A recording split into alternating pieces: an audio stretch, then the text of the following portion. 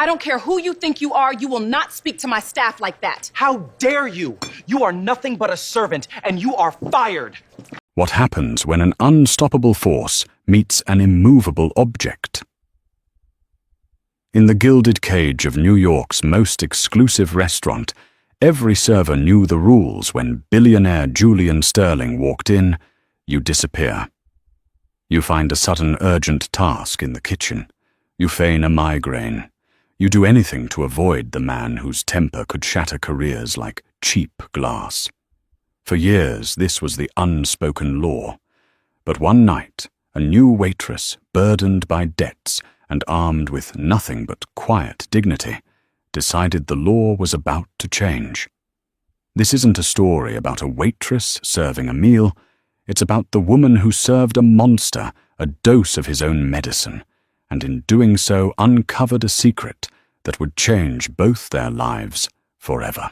The air in The Gilded Quill, a restaurant so exclusive its phone number was a coveted secret among Manhattan's elite, always vibrated with a low hum of controlled perfection. Crystal glasses chimed with the softest clinks, silver gleamed under meticulously angled spotlights, and the murmur of conversation was a carefully curated soundtrack of wealth and influence.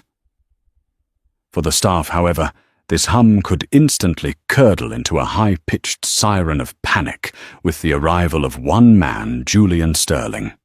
He wasn't just a patron, he was a weather system, a Category 5 hurricane of a man who descended upon the restaurant with unpredictable fury, leaving a trail of terrified busboys, weeping hosts, and fired waiters in his wake. The stories were legendary, whispered in the staff locker room, like ghost stories around a campfire. There was the time he made a sommelier taste a dozen bottles of wine, only to declare them all insipid poison and demand water, which he then sent back 3 times for being the wrong temperature. There was the incident with Chef Antoine, a man with a Michelin star, and the ego to match, who was reportedly brought to tears after Sterling dissected his signature dish with the cold precision of a coroner declaring it an insult to the culinary arts. So when the front desk hostess, a young woman named Chloe, whose face had gone the color of parchment, hissed into her earpiece, "He's here."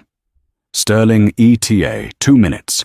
The finely tuned machine of The Gilded Quill sputtered into chaos. It was a practiced, albeit panicked, ballet. Leo, a veteran waiter who had survived 3 years of Sterling's tyranny, suddenly developed a debilitating limp and hobbled towards the relative safety of the dry storage room. Maria, another seasoned server, clutched her stomach and made a convincing beeline for the staff restroom. Even the busboys seemed to find urgent, invisible scuffs on the floor in the farthest corners of the dining room. The manager, a perpetually stressed man, named Mr. Henderson, whose suit always seemed a size too tight, scurried out from his office, his face slick with sweat. He wrung his hands, his eyes darting around the rapidly emptying floor. "Where is everyone? We need someone for table 12, his usual table." His frantic gaze swept past the cowering figures and landed on the one person standing perfectly still, calmly polishing a set of wine glasses behind the service bar. Eleanor Vance. Ellie, as she preferred to be called, was relatively new, having been with them for only 4 months. She was quiet, efficient, and possessed a preternatural calm that often unsettled her more high-strung colleagues. She had heard the stories about Julian Sterling, of course. She'd listened with a detached sort of curiosity, finding the tales of grown men hiding from a customer to be both absurd and a little pathetic. To her, a job was a contract. You performed a service, they paid you. The emotional pyrotechnics of the client were irrelevant. This pragmatic view was born of necessity. Ellie wasn't working at the Gilded Quill for the glamour. She was working to keep a roof over her head and pay for the round-the-clock nursing care her younger brother Sam required.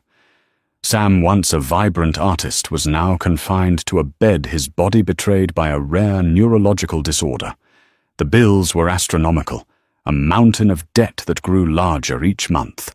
Fear was a luxury she simply couldn't afford. Quitting or getting fired was not an option. "Vance." Mr. Henderson said, his voice a mixture of desperation and command. "Table 12, it's Sterling." Leo, peeking out from behind a stack of linen napkins, widened his eyes and made a frantic, throat-slitting gesture at her. Ellie simply looked at her manager, her expression unreadable. "Of course, Mr. Henderson," she replied, her voice even. She placed the last polished glass on the rack, took a deep breath, and smoothed the front of her crisp black apron. She wasn't naive. She knew this would be a trial by fire. But the fire waiting for her at home, the potential extinguishing of her brother's fragile life if the money ran out, was infinitely more terrifying than any hot-tempered billionaire. As she approached the hostess stand, the heavy oak doors of the restaurant swung open. A chill more than just the autumn air from the street seemed to rush into the opulent space. Julian Sterling entered, not like a man walking into a restaurant, but like a general surveying a battlefield he had already conquered. He was tall and impeccably dressed in a dark, tailored suit that probably cost more than her brother's last 6 months of medical care. His face was all sharp angles and severe lines, with eyes the color of cold steel that missed nothing and approved of even less. He radiated an aura of immense power and profound simmering rage. Behind him trailed a woman in a sleek grey dress, his assistant Isabel, her face a mask of professional neutrality. "Good evening, Mr. Sterling." Chloe, the hostess, stammered, her voice trembling. Sterling didn't even grant her a glance. His gaze swept the room, a disdainful sneer touching his lips as he took in the hushed, tense atmosphere. "My table," he stated, not as a question, but as an order. "Of course. This way," Chloe squeaked, leading him towards the prime corner booth, table 12. As he passed, Ellie felt the force of his presence like a physical pressure. It was suffocating. She watched him settle into the booth, his movements sharp and impatient. He immediately picked up the perfectly folded napkin, examined it as if it were a piece of forensic evidence, and tossed it onto the table in disgust. Mr. Henderson gave Ellie a final, pleading look that said, "Just keep him happy. Don't engage. Don't provoke." Ellie picked up a chilled bottle of Pellegrino and 2 menus. Her heart was beating a steady, determined rhythm against her ribs. It wasn't the frantic thrum of fear her colleagues felt, but the resolute beat of a soldier marching into battle. She had faced down doctors with grim prognoses and insurance agents with hearts of stone. She had held her brother's hand through seizures and whispered hope into the darkness when there was none. A rude man in a fancy restaurant. He was just another obstacle, a problem to be managed. She squared her shoulders and started walking towards table 12. The storm had arrived, and she was walking directly into its eye. Eleanor approached the table with a practiced, steady gait, the bottle of sparkling water cold against her palm. The ambient noise of the restaurant seemed to have receded, creating a pocket of intense silence around table 12. Julian Sterling was hunched over his phone, his thumb swiping across the screen with aggressive speed. His assistant Isabel sat opposite him, her posture perfect, her hands clasped in her lap, a silent and unobtrusive sentinel. "Good evening, Mr. Sterling," Ellie said, her voice clear and calm, pitched just right to be heard without startling. He didn't look up. "Pellegrino. 2 glasses, no ice, and don't take a century."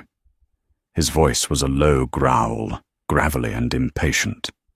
"Right away," Ellie replied, unfazed. She deftly opened the bottle, the hiss of gas, a small, sharp sound in the bubble of silence. As she poured the water into the first crystal glass, she noted the way he held his phone, his knuckles white. This wasn't just impatience. It was a deeply ingrained, restless anger that seemed to fuel his every movement. She poured the second glass for Isabel, who gave her a brief, almost imperceptible nod of acknowledgement. Ellie placed the menus on the table. "My name is Eleanor, and I'll be your server this evening. Can I interest you in our specials, or would you like a moment to look over the menu?" This finally made him look up. His steel-grey eyes locked onto hers, and for a moment Ellie felt the full, unnerving force of his scrutiny. It was like being pinned by a searchlight. He was expecting fear. He was expecting her to stammer, to shrink back, to look away. She did none of those things. She met his gaze, directly her own expression, one of neutral professionalism. A flicker of something surprise annoyance crossed his features before being instantly suppressed. "I know your menu," he clipped. "Better than you do, I imagine. It hasn't changed in a year." A testament to this establishment's stunning lack of imagination. He tossed the menu he hadn't even opened back onto the table. "I'll have the seared scallops to start, and they'd better be seared, not poached in their own misery. The slightest hint of rubber, and they're going back. For my main, the dry-aged ribeye. Medium rare. Emphasize the rare. If I see a speck of grey beyond the edge, your chef will be hearing from me personally.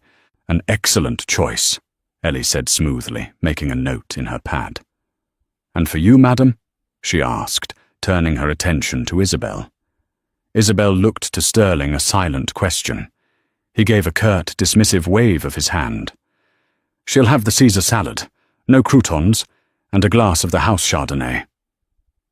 He didn't ask her. He dictated her meal as if she were a child. Isabel simply nodded.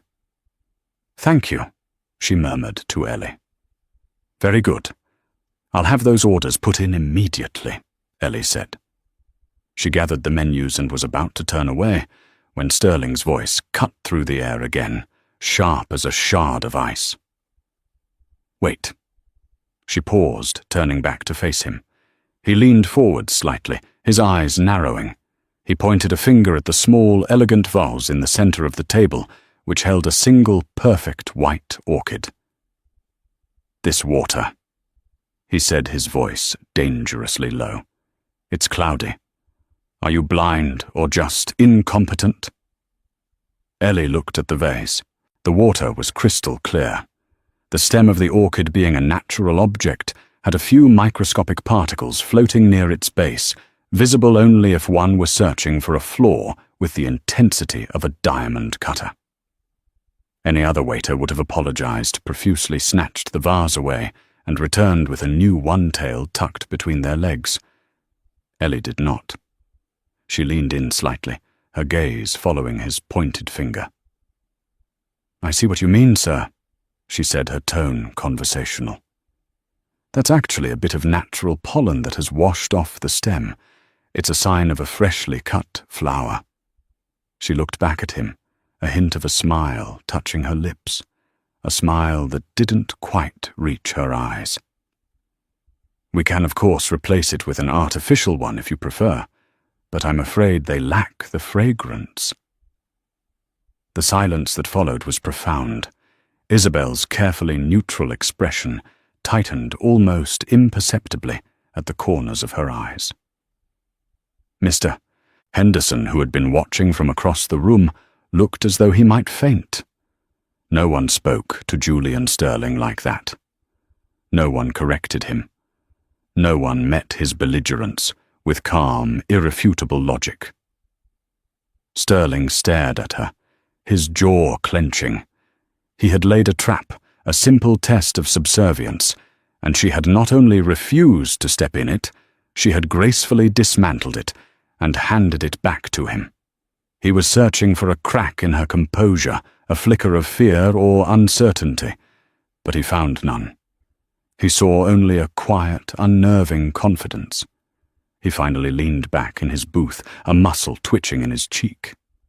"Just leave it," he growled, waving a hand in dismissal. He picked up his phone again, breaking eye contact. He had lost the first skirmish, and he knew it. Ellie gave a small, polite nod. "As you wish," she said, and walked away from the table, her back straight, her steps unhurried. As she entered the kitchen, the tension broke. Leo rushed over to her, his face pale. "Are you insane, Ellie? You corrected him. I saw the whole thing. He's going to have you fired before appetizers."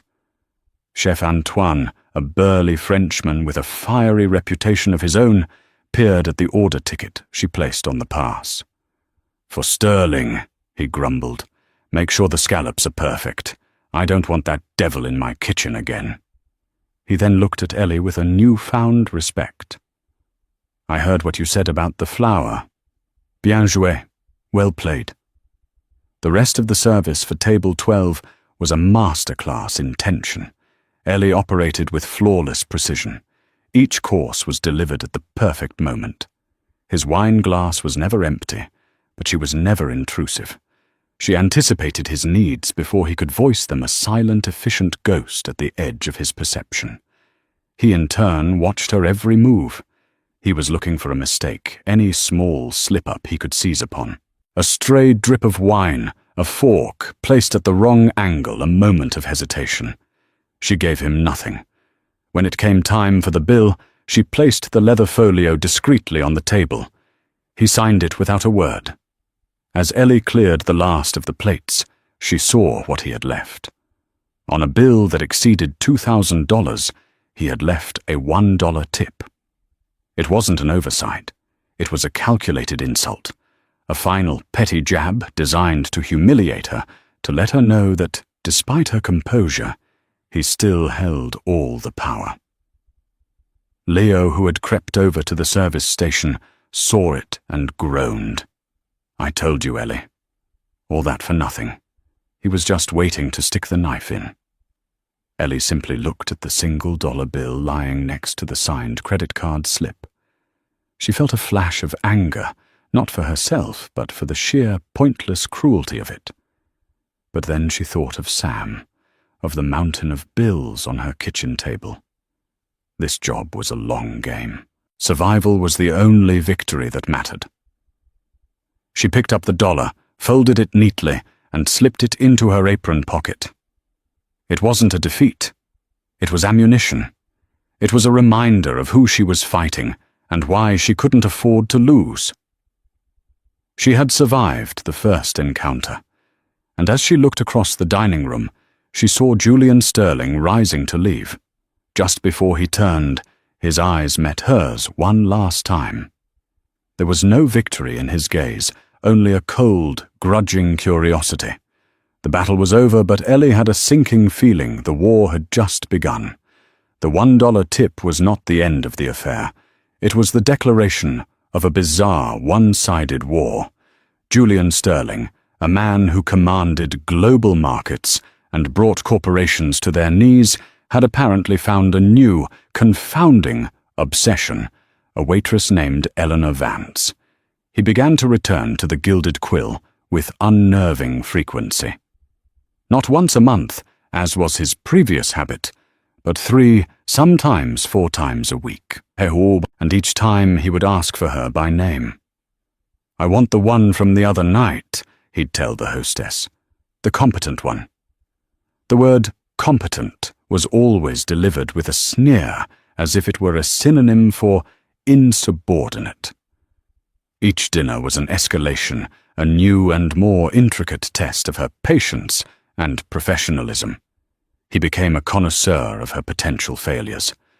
One night he insisted his steak ordered medium rare was blue.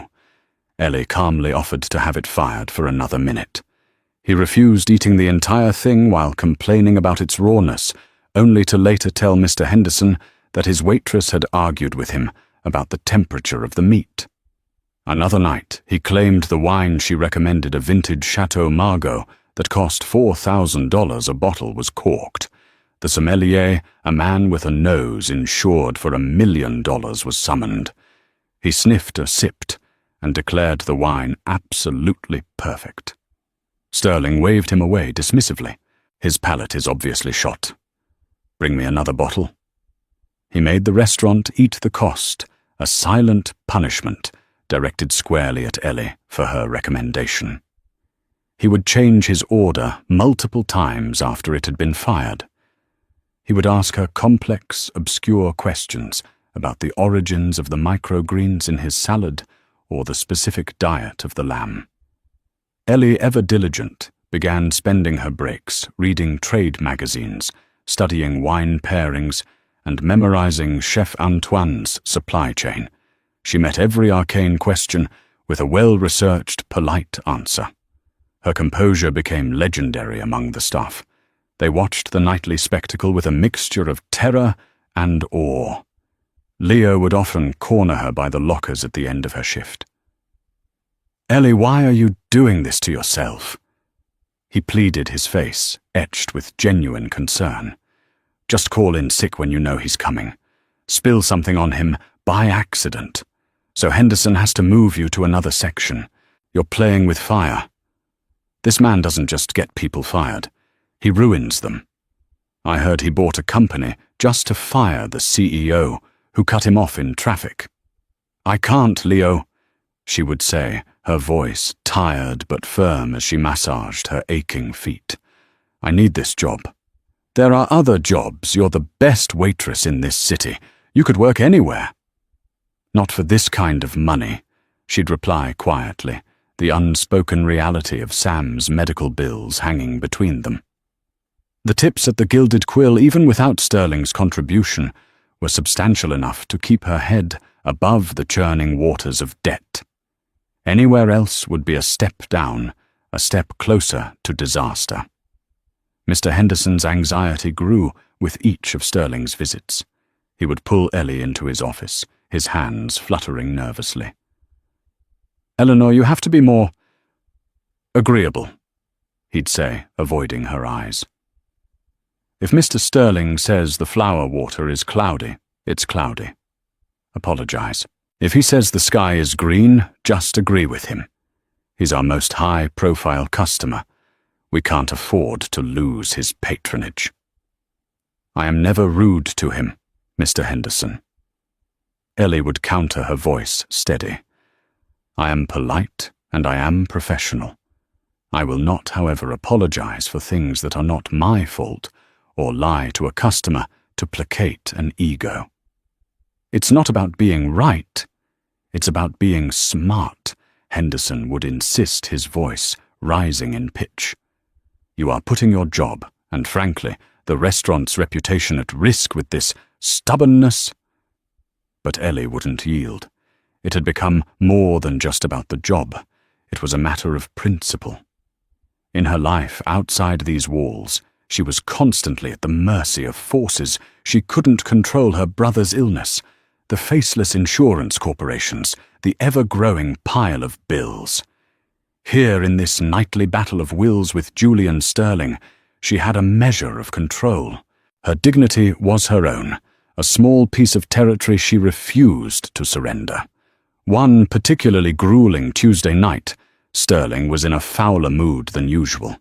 He had been on his phone the entire evening, his conversation laced with furious clipped phrases like "liquidate their assets" and "hostile takeover." He had sent his soup back because the bowl was conically inefficient and complained that the light from a nearby sconce was aggressively bright. He was halfway through his main course, a fillet of Dover sole, when he paused, setting his fork down with a sharp clink. He stared at the fish for a long moment. "Vance!" he called out, his voice sharp. Ellie was at his side instantly. "Yes, Mr. Sterling." He gestured at the plate with his fork. "What is this?" "It's the Dover sole, sir. Prepared Meunier as you requested." "No," he said, his voice dropping to a low, intense level. "This sauce, the lemon, the butter, the parsley, it's simple, it's familiar." He looked up at her, his usual mask of cold fury replaced by a flicker of something else: confusion, nostalgia. "It reminds me of something. Oh, a fish fry my mother used to make." The admission was so unexpected, so jarringly human, that Ellie was taken aback. It was the first crack she had ever seen in his armor, a glimpse of a man who existed before the billions and the bitterness. It was a detail about a simple, home-cooked meal, a memory from childhood, and for some reason it felt profoundly significant. She recovered quickly. Chef Antoine prides himself on classic techniques, she said softly. Sometimes the simplest preparations are the most evocative. Sterling just stared at the plate for another second before his expression hardened again, the mask slamming back into place. He was furious with himself for his moment of vulnerability. "It's adequate," he snapped, picking up his fork and resuming his meal with renewed aggression, but the moment lingered in Ellie's mind. The man who complained about conical inefficiency and aggressive lighting had been momentarily transported by a taste of simple browned butter and lemon.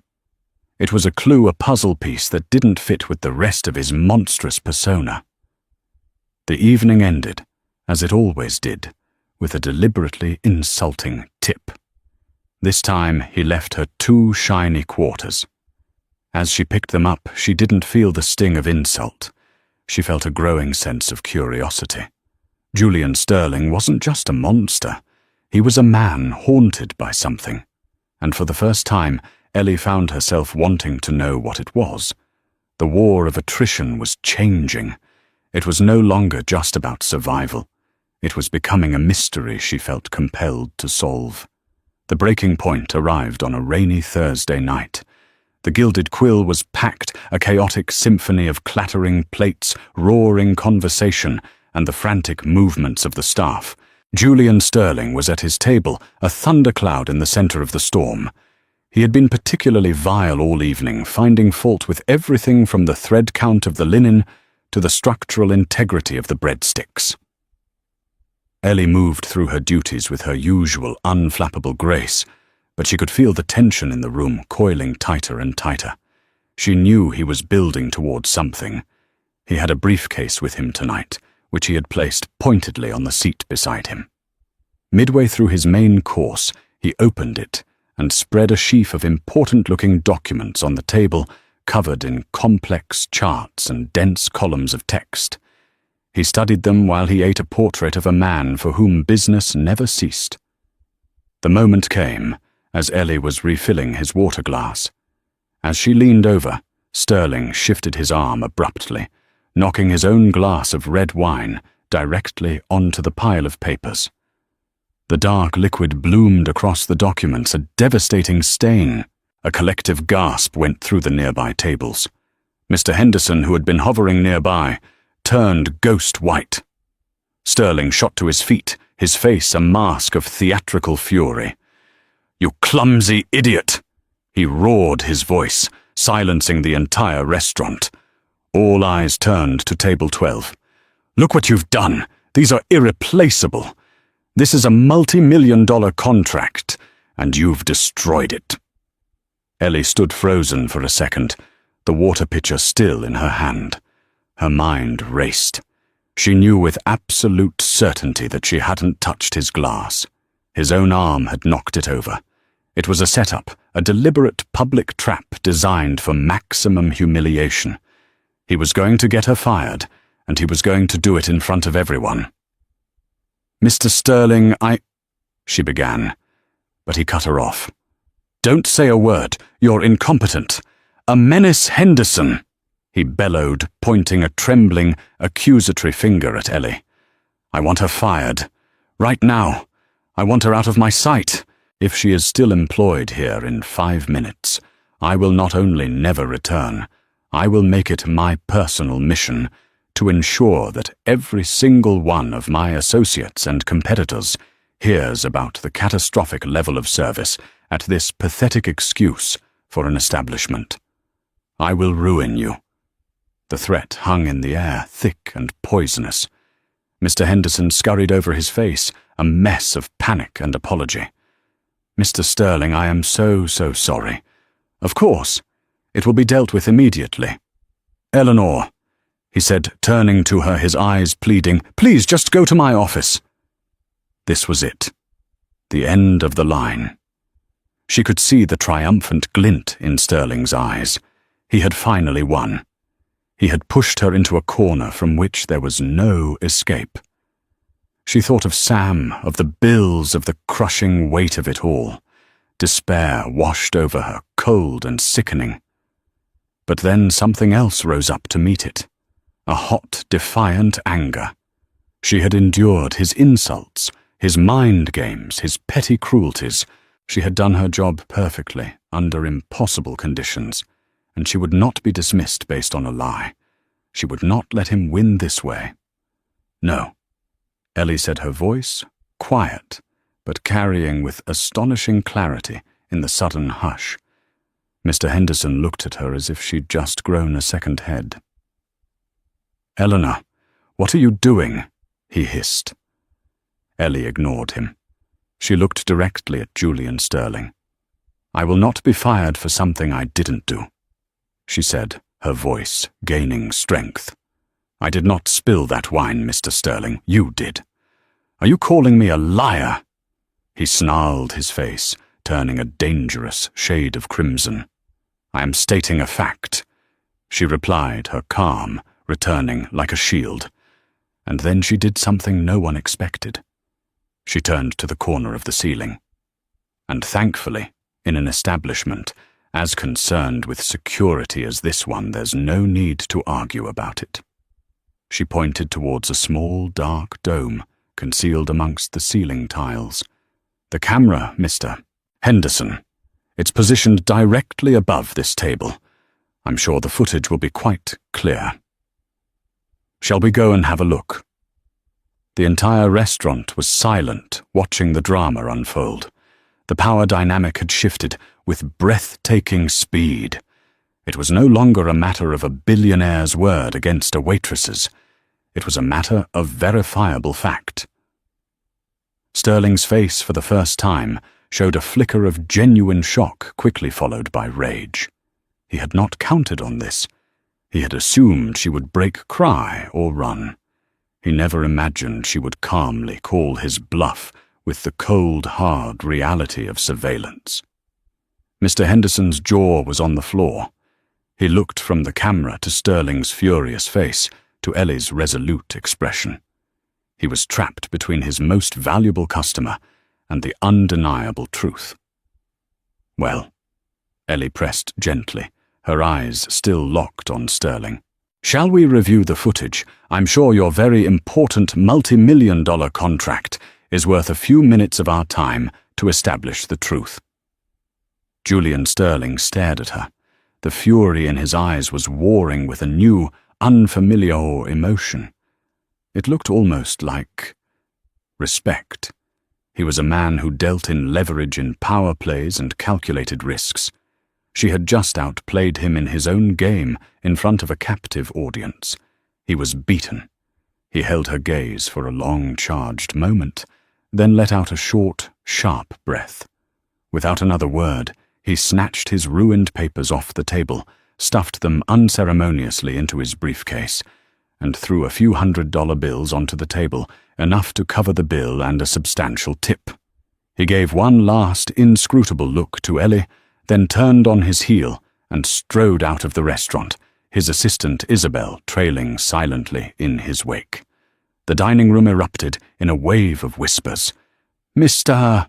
Henderson looked like he'd aged a decade, leaning against a nearby table for support. Leo and the other waiters were staring at Ellie with open-mouthed astonishment, as if she had just slayed a dragon with a bread knife. She had won. She had faced the monster and made him blink. She had kept her job and, more importantly, her dignity.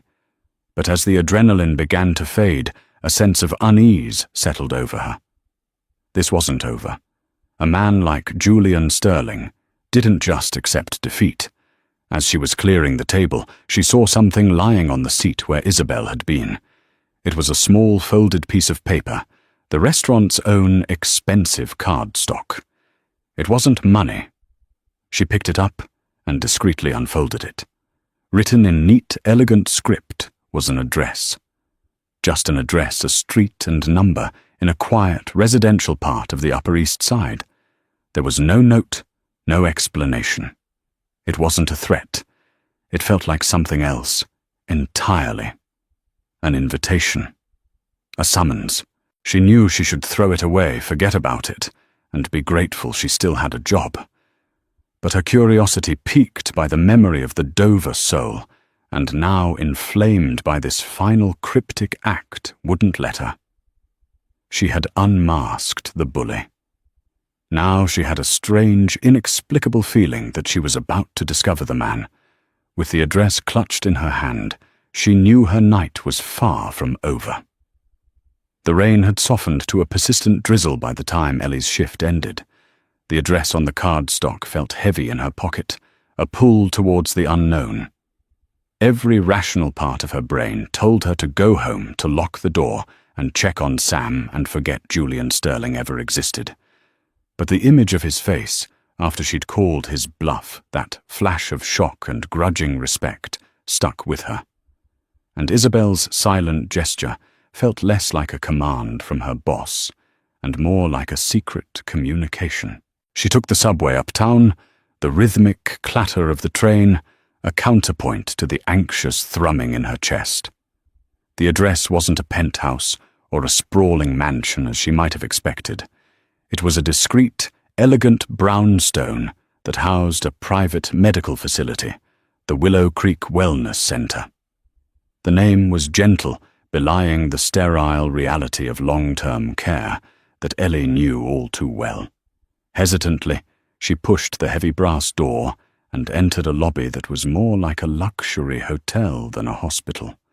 A receptionist at a polished mahogany desk looked up. "Can I help you?" "I'm here to see Julian Sterling." It came out as a question.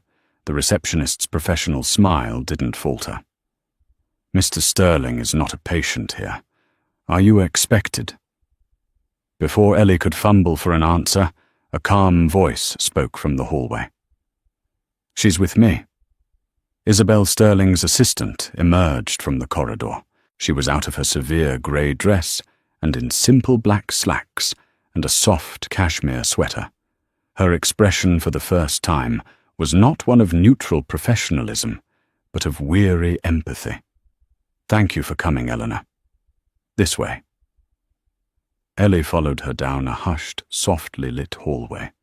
The air was thick with the scent of antiseptic and floor polish, a smell that was deeply, painfully familiar to her. They stopped before a room at the very end of the corridor. Isabel paused her hand on the door. "What I'm about to show you, it explains everything." "And nothing," she said, her voice low. "He doesn't know you're here. This was my decision. After what you did tonight, I thought you deserved to understand. Not to forgive his behavior, but to understand its source." She pushed the door open. The room was dim, dominated by a large window overlooking a rain-slicked garden. In the center of the room was a hospital bed, surrounded by a constellation of silent, blinking machines. And in the bed, looking small and fragile against the white sheets, lay a young woman. Her dark hair was fanned out on the pillow, and her face, even in the stillness of a deep coma, bore a striking resemblance to Julian Sterling. She was beautiful, and sitting in a chair beside the bed, holding the young woman's limp hand, was Julian himself. He wasn't the monster from the restaurant. The sharp, severe lines of his face were softened by grief. The coldness in his eyes was replaced by a profound, bottomless sorrow. He was whispering to her, his voice, a low, heartbroken murmur. He didn't notice them enter. "That is Amelia Sterling," Isabel said softly, staying by the door. "His younger sister." Ellie stood frozen, her mind struggling to connect the furious tyrant from the gilded quill with this broken man in the quiet room. What happened to her?" Ellie whispered, unable to tear her eyes away from the scene. Isabel took a deep breath. 5 years ago, Julian wasn't the man he is today. He was driven, yes, but he was brilliant and passionate. He'd built his first major company from the ground up, with his business partner and best friend, a man named Richard Thorne. They were like brothers. Julian trusted him completely. Amelia was just finishing her art degree. She adored Julian, and he her. She was the one person who could always make him laugh. Isabel's gaze drifted to the bed. Richard Thorne was cooking the books. He was embezzling millions, structuring a deal that would bankrupt the company while allowing him to escape with a fortune. Julian, trusting as he was, didn't see it until it was too late. When he confronted Richard, things got ugly. Richard denied everything, of course. The night before the final board meeting where Julian was going to expose him, Amelia was driving to meet Julian for dinner. A black sedan ran her off the road on a quiet stretch of highway. The driver was never found. Ellie felt a chill run down her spine. It wasn't an accident. She stated the pieces clicking into place. The police could never prove it. Isabel confirmed, her voice laced with bitterness. But Julian knows. Thorne not only ruined him financially and betrayed his trust, he took his sister. The stress of the crash combined with a previously undiagnosed brain aneurysm left her like this. The doctors say she'll likely never wake up. The puzzle of Julian Sterling was suddenly horrifically complete. The rage wasn't random. It was a shield. The control issues, the constant testing of people, the lashing out. It was all born from a moment when he had lost complete control, when the person he trusted most had destroyed his world. He lost everything, Isabel continued. The company, his reputation, his sister. He spent a year sleeping on couches, but he clawed his way back. He rebuilt his empire from nothing, this time, with a wall of ice around his heart. He's ruthless now because he has to be. He tests everyone, waiters, executives, lawyers, because he's terrified of being betrayed again. He pushes and pushes to see who will break, who will lie, who will cower. He's looking for integrity, for strength, even as he tries to destroy it. Ellie looked at Julian, who was now gently stroking his sister's hair, his face a mask of anguish. The public humiliation he had tried to stage the spilled wine on the irreplaceable contract. It all made a terrible kind of sense. He was reenacting his own trauma, testing her to see if she would fold under pressure the way his world had. The Dover soul, Ellie said, the memory clicking into place. He said it reminded him of something his mother used to make. A sad smile touched Isabel's lips. It wasn't his mother's, it was Amelia's. She wasn't a great cook, but she had one dish she'd perfected. Pan-fried fish with lemon and butter. She used to make it for him when he was stressed. It was her way of taking care of him. Suddenly, Ellie's own exhaustion, her own fierce love for her brother, connected with the scene in front of her. She understood this quiet room, this vigil, this desperate hope against a backdrop of medical machinery. She saw past the billionaire and the bully. She saw a man trapped in a prison of his own making, chained to a grief he couldn't escape. At that moment, Julian must have sensed their presence. He looked up, and his eyes met Ellie's. The surprise on his face was instant, followed by a flash of his old defensive anger. He stood up, his sorrow instantly, sheathed in fury. "What is she doing here?" he demanded of Isabel, his voice a harsh whisper, mindful of his sister. "I brought her Julian," Isabel said calmly. She deserved to know. "You had no right," he snapped. But Ellie stepped forward, unafraid. She looked from him to the still form of his sister in the bed. "My brother Sam," she said, her voice soft but steady. "He has a neurological disorder. I work at the Gilded Quill to pay for his care." Julian froze, his anger faltering. He stared at her, truly seeing her for the first time. Not as an insubordinate waitress or a pawn in his games, but as someone who understood the sterile scent of these rooms, the quiet tyranny of a medical chart. "I'm sorry for what happened to your sister," she said, her sincerity absolute. She wasn't offering pity. She was offering kinship, the kinship of the helpless, the devoted, the ones who wait by the bedsides of those they love. For the first time since she had met him, Julian Sterling was speechless. The mask was gone. The fury was extinguished. In its place was just a man, exposed and grieving, standing in the quiet, heartbreaking light of a hospital room, finally seen by the one person he had tried his hardest to break. A week passed in silence. Julian Sterling did not return to the Gilded Quill. A quiet, almost normal routine settled over the restaurant, but for Ellie everything had changed. The clink of glasses, the murmur of patrons, it was all just background noise. Her thoughts kept returning to the dim hospital room, to the man stripped of his rage, to the silent sleeping form of his sister, Amelia. The anger she had once felt toward him had dissolved, replaced by a complex and unsettling empathy.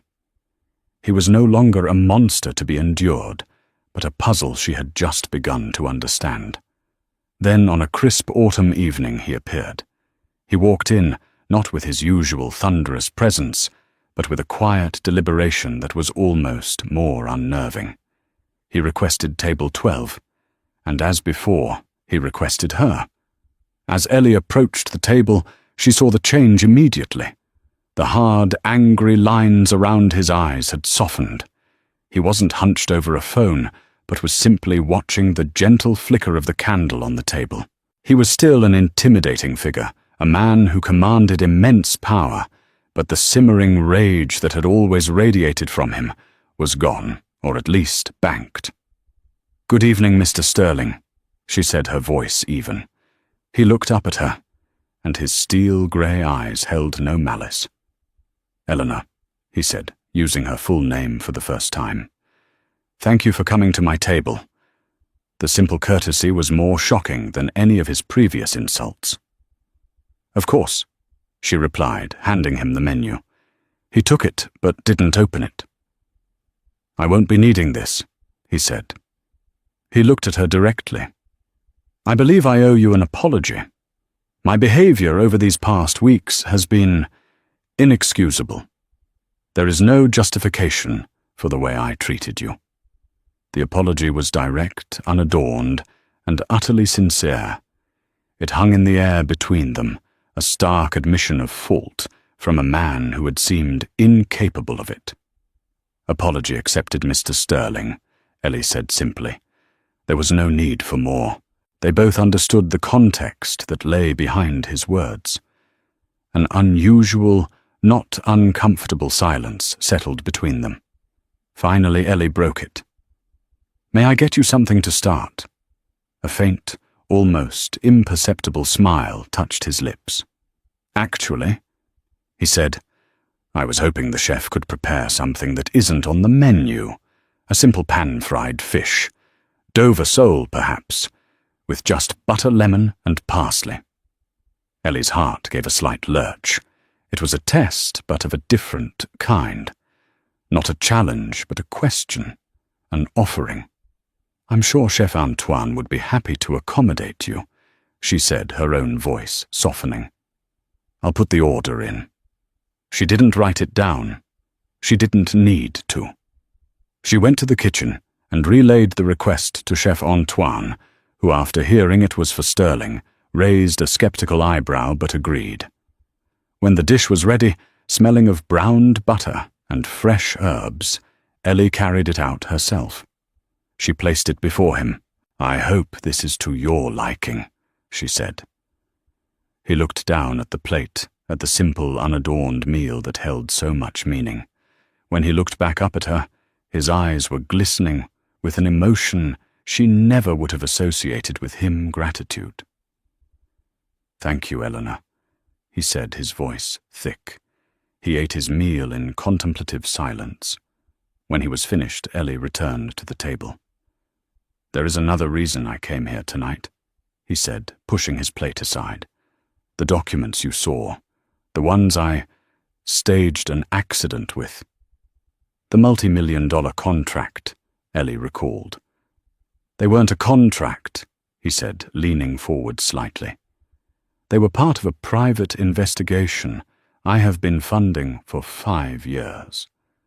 An investigation into Richard Thorne." Ellie's breath caught. "For years I've been trying to find someone an investigator, an operative who is not just skilled, but incorruptible. Someone with integrity. Someone who can't be bought, intimidated, or broken. I've hired and fired 12 people. They were all found wanting. I tested them much as I tested you, though perhaps less theatrically." He paused. "What I did to you was a final, desperate test.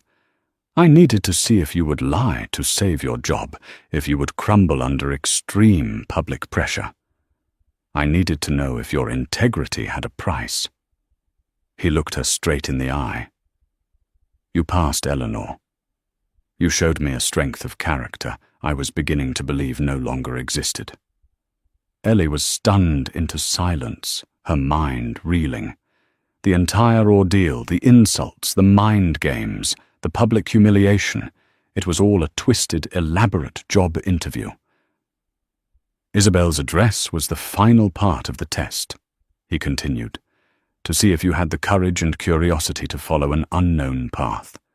And your reaction in that hospital room, your empathy instead of judgment, it confirmed everything." He let that sink in before delivering his conclusion. "I want to offer you a job, Eleanor. Not as a waitress. I want you to work for me, on my team. I need someone with your observational skills, your calm under pressure, and your unshakable moral compass. I need your help to finally gather the evidence needed to bring Richard Thorne to justice, for what he did to my company, and for what he did to my sister." The offer was ludicrous, impossible. She was a waitress, not a private investigator. She was a woman drowning in medical debt, not a corporate spy. But as she looked at him, she saw the path forward. This was a way out, not just from the restaurant, but from the crushing helplessness of her life. It was a chance to fight back, not just for him and Amelia, but for herself and Sam. A chance to use the very qualities the world had so often overlooked, her quiet strength, her resilience, her refusal to break to make a real difference. "The work would be dangerous," he warned. "Thorne is a powerful, ruthless man." Ellie thought of her brother lying in his bed, fighting his own silent battle every single day. She thought of the condescending insurance agents and the ever-growing pile of bills. She had been fighting a war her whole life. This would just be a new front. "When do I start?" she asked. A genuine, brilliant smile finally broke across Julian Sterling's face, transforming his severe features and revealing a glimpse of the man he once was, and the man he could be again. The storm had finally passed, and in the calm that followed, an unlikely alliance had been forged, born of fury and fire, and destined to deliver a justice long overdue. And so the waitress who refused to hide didn't just stand up to a bully. She unearthed a conspiracy and found a new calling. Her journey from serving tables to seeking justice reminds us that true strength isn't about the noise you make, but about the quiet conviction you hold when you're tested. It proves that behind every monstrous facade, there can be a story of profound pain, and that empathy can be a more powerful weapon than anger. What started as a battle of wills in a high-end restaurant became a mission to right a terrible wrong. If this story of courage, resilience, and unexpected twists resonated with you, please hit that like button and share it with someone who appreciates a story where the underdog doesn't just win, but changes the entire game.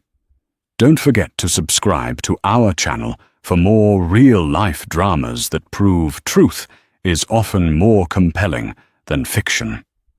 Thank you for listening.